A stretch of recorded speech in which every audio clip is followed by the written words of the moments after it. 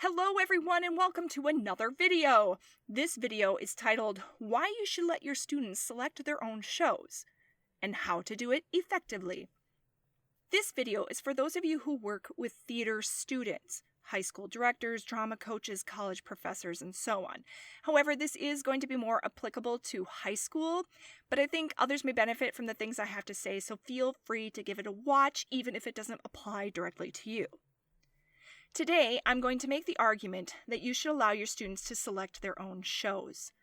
Now, I have gotten into many an argument with my fellow theater educators about this one, and yes, I believe I have heard all the criticisms and arguments against letting kids choose their shows. But I would like to take a few minutes and share with you today why I think you should give it a try and offer a few tips and some advice on how to do it in a way that will appease everyone involved. First of all, let me just clear this up right away. I do not just let the kids vote on the shows that they want to do and let them make really stupid choices for productions. That would be dumb. I have said this many, many times before, and I will continue to say it until the day I die. I am an educator first and a director second. And my main argument for why students should be able to select their own shows is this. It's a great learning experience. So, argument number 1. It's a valuable lesson for them to learn. Selecting shows is a process. You don't just slap a bunch of shows on a list and have the kids vote on which ones they want to do. So here's the process I recommend. Form a committee consisting of a collection of your drama kids. If you're working with high schoolers, have at least one kid from each grade level and 1 or 2 adults. Typically, that would be you, their drama coach or director, and perhaps the drama teacher, the English teacher, the music teacher, who may also be your music director, someone from the school board, your technical director, whoever. This committee will meet throughout the year, once a week, once a month, whatever works best. Members of the committee will then spend the year reading shows, going to see shows, watching videos of shows, and overall discussing what shows they'd like to perform. You, as their coach or director, then can help lead discussions about not only what shows they'd like to do, but what shows they think would actually be feasible. During these conversations, you can bring up all sorts of topics that apply, such as casting. Do you have the right kids for a show? You can't do a huge production that requires 40 people if you only have 15 kids who show up for auditions. It's difficult to do shows that require a lot of boys if you mostly just have girls. And please, for the love of God, do not choose shows like Hairspray or West Side Story if your kids are not, how do I put this, racially diverse. Please don't whitewash your shows. There are literally hundreds of shows out there that don't require specific ethnicities. Choose one of those. You can also discuss things like budget. If you have a small budget to work with, or in some cases no budget, then don't pick something that is going to cost a boatload of money just for the royalties. For example, large Disney productions like Beauty and the Beast are super expensive. You could talk about technical aspects. Do you have the costuming budget or ability to create a show like Shrek? Can you make Peter Pan fly? Can you build a show that requires a massive set? Oh, and don't forget to talk about appropriateness. Most schools will have regulations to follow in terms of what shows they will allow. You cannot, for example, do a show like the Rocky Horror Show at a high school due to its overt sexual content. Some schools may have issues with displays of alcohol or even implying that someone is drinking. Are there references to drug use in your show? Inappropriate rated R jokes? Will your school allow swearing on stage? And what sort of leniency will you have to edit a script? Not every publisher will allow you to change a line to make it more PG. All of these things are topics to consider when selecting a show. I mean, I know that. You know that, but do your students know that? Especially if you're working with high schoolers, they don't always know what sort of decisions go into selecting a show, and in the end, they may really hate the choices that are made. If you take this approach, have a committee of students spending the year selecting shows for the following year, they will get to learn that this is a lot harder process than they originally realized and will have a larger appreciation for the work that is put into it. Argument number 2. It gives them ownership. When you allow your students to select their shows, there is something that happens to their level of commitment to those shows. They become more invested. When they select their own shows, then they are out to prove that their choices were the best choices made. Let me give you an analogy. When you were in school and were asked to write a book report, were you more invested when the book was assigned to you or when you got to choose which book you got to read? Here's another. When you go to a work luncheon, do you like it when they just hand you a box with a sandwich in it and you're stuck with whatever they give you? Or do you appreciate it when you have choices? Kids are not mindless little machines that follow whatever you tell them to do, nor as an artist should you want them to be. Give them the choice. Give them some ownership in what happens with their theater. Argument number 3. They will have more fun. Tying into argument number 2, ownership. If you let the kids pick their own shows, they will also bring more enthusiasm to those productions. They pick the shows that they have a desire to do, and they want to do them for a reason, mainly because they love those shows. And when we are involved in something we love, we are going to have more fun and bring all the energy and passion for that thing we are doing. When you get to pick the movie for movie night, you are going to be more excited to watch it than if you didn't. When you get to choose where to go for the next family vacation, you will be more excited to go there than if you didn't. Having a choice brings more enthusiasm, more investment. Give your kids a choice and they will bring the fun. I guarantee it. And finally, argument number 4. It makes things easier for you. How much time have you spent stressing and straining over what shows to pick? How much time have you spent reading scripts and racking your brain for something you think you can do with your students? It can be a nightmare. And that's a lot for one person to do. One person who is probably working a regular full-time job and raising a family and paying bills and. Do you really have time for this? If you form a committee and turn that responsibility onto the kids, then guess what? You are taking that load off of your own shoulders and putting it on them.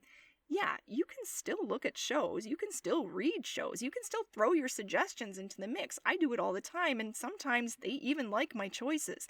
And yes, you still have to sit and have those conversations with the students, but I'd much rather be doing that where I feel these kids are learning something from the experience than wasting my valuable and limited free time reading script after god-awful script and losing sleep because I can't figure out what show to do. Take a load off and let the kids do the work. So, now that we've covered some of the arguments for letting your kids choose their own shows, let me cover some of the arguments I've heard against it and tell you why you're wrong. Counter-argument number 1. Kids do not make good choices. First of all, I'm going to argue that, yes, they do, especially if you are there to help them make those choices. Again, I'm not saying just let them pick willy-nilly what they want to do. If you do it that way, you're going to have a million children picking Wicked or Hamilton, neither of which are available to schools right now, and when they are, they'll be ridiculously expensive. Again, it's a process. You go through the same process when you select a show. All I'm asking is that you give your kids a chance to go through it too. And be there to guide them and offer your knowledge and expertise. Counter-argument number 2. They'll pick shows I don't want to do. Well, here's my counter-argument to that argument. So what? Is this about you? Are you directing their shows because you want to direct? Or are you directing their shows because you want to give kids an opportunity to do theater and build on their skills as artists?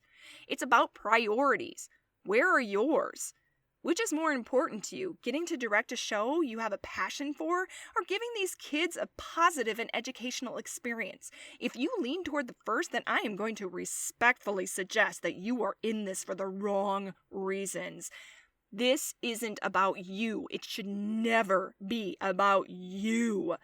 This is about them And if you can't get on board with that, then I'm sorry, my personal opinion coming out here, you do not deserve to be doing this job. Yeah, there are shows I hate too.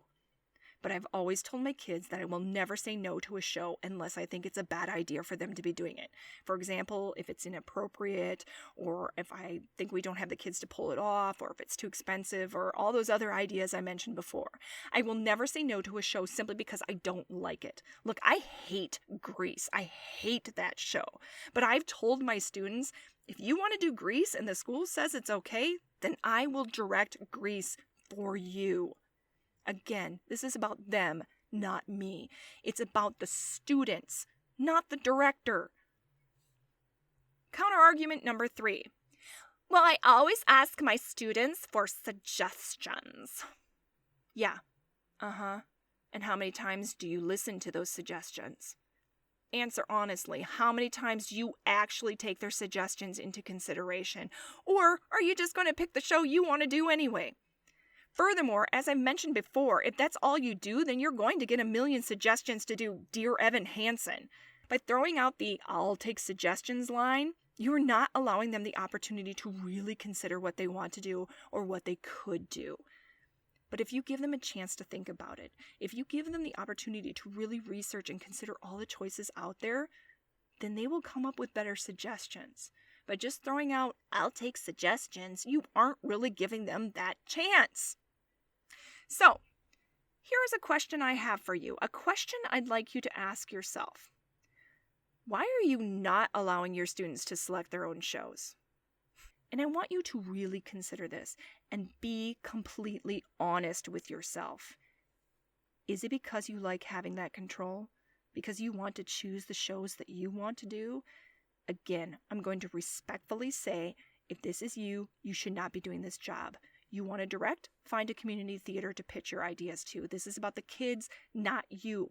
I will not be able to express that enough. Choose your kids over your own desires. I've seen this so many times, and it makes me so very sad. Very sad and angry. Directors who are trying to live vicariously through their students. They have something to prove, and they're going to do it through innocent kids. Shameful, ridiculous, and pathetic. You are not a beauty pageant mom. Get your own life and leave these kids alone. Let them get a director who actually puts them first. Look, I've been doing this process for years, and it works beautifully. To be clear, again, I don't just let them pick the shows and we're done. There is more to the process. After they spent the years researching shows, reading shows, watching shows, and so on, they come up with a list. First choice, second choice, third choice for each show in the school year. Then I get to put my stamp of approval on those choices. If there is something I feel isn't going to work for whatever reason, I tell them so and move on to the second choice. Then the school needs to approve the list. I take the kids' first choices, or second choices or third choices, depending on what I think will work. And then I send that list to the principal, superintendent, school board, whoever needs to put their final approval on that selection. If any of those people come back and say no, then we move on to our next choice. Rarely have I had a school say no. Usually by the time we get to that point, the choices have already been narrowed down to those we know the school will approve of. You can even have the students present their list to the school themselves. It again gives them further ownership, teaches them about advocacy, and shows the school how much it means to them. They're less likely to say no to a bunch of their own students than one adult who often is just a contracted freelancer. I'd like to end with a challenge. Try it.